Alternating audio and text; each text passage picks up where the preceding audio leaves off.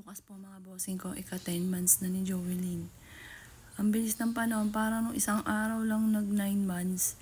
Ngayon, 10 months na po siya, 28 bukas. Pero ibandam ako sa anak ko eh. Nung isang araw, di ba, binidyo ko. Susulo lang po ako dito. Maya-maya nakita ko yung kapatid ko nasa labas. Sabi ko, may naamoy ka, amoy sampagita.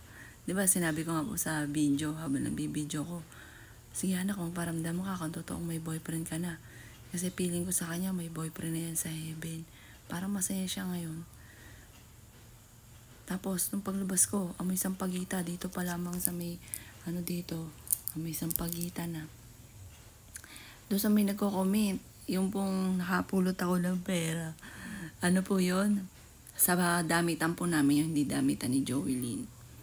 Damitan ko po yun, damitan ni Joel, damitan ni Justin. Amin po yun sa taas. Magkaiba po yun, magkaiba dito, magkaiba po doon. Ito po yung bahay ni Joelyn, yung sa kabila. Yun po yung bahay po namin.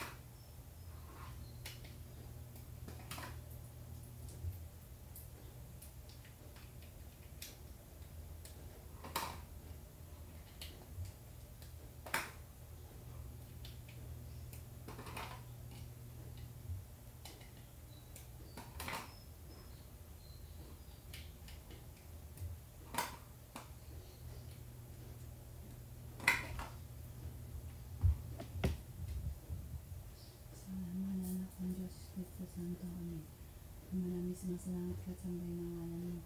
Mga pasami ng karya mo, sundin na loob mo, sila panas namin. Ngayon po kami ng aming kakanin sa araw-araw at patawarin po kami sa mga sala para napapatawad namin sa nagkakasala sa amin at huwag niyo po kami pahintulad puksot at dyan po kami sa lahat ng masama kami. Abarin mo Maria, napupuno ka ng grasya.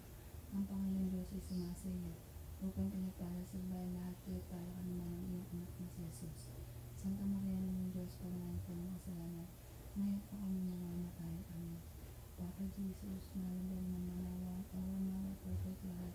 Mahal Santo Niño, Saint Anthony, kayo na po ang bahala sa akin po mga anak na si Joelyn at si JC. Maging masaya po sila sa piling po ninyo. Kayo na po ang bahala po sa kanila mga mahal po ang aking mga anak. Hanggang isinat po niyo po sa mga iwawala. Hindi po ang lahat ng mga boss na nangyawala sa amin. Matupad lahat ako ng mga pinapangarap at magkansyon ng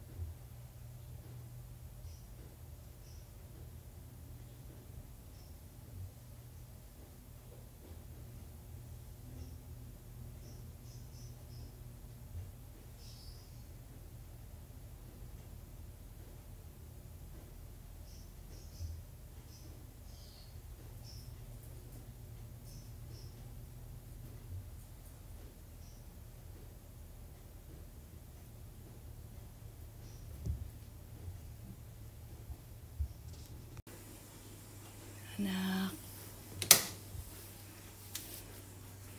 Good morning, anak ko. I love you, anak. Palitan ko lang to ng ilaw. Hindi ko pa rin hanggang ngayon. Hindi pa ako napagpasa ng email. Iba po ito. At saka doon sa damitan. Sa taas po yan. Amin po yun. Tapos yan. May nanghihingi nga po ng lip tint. Ay, sabi ko yun sa akin na lang. Kasi, yun na lang ang alaala sa akin ng aking anak. Ibigyan ko na lang siya sa akin. Ayun. Good morning, anak. I love you.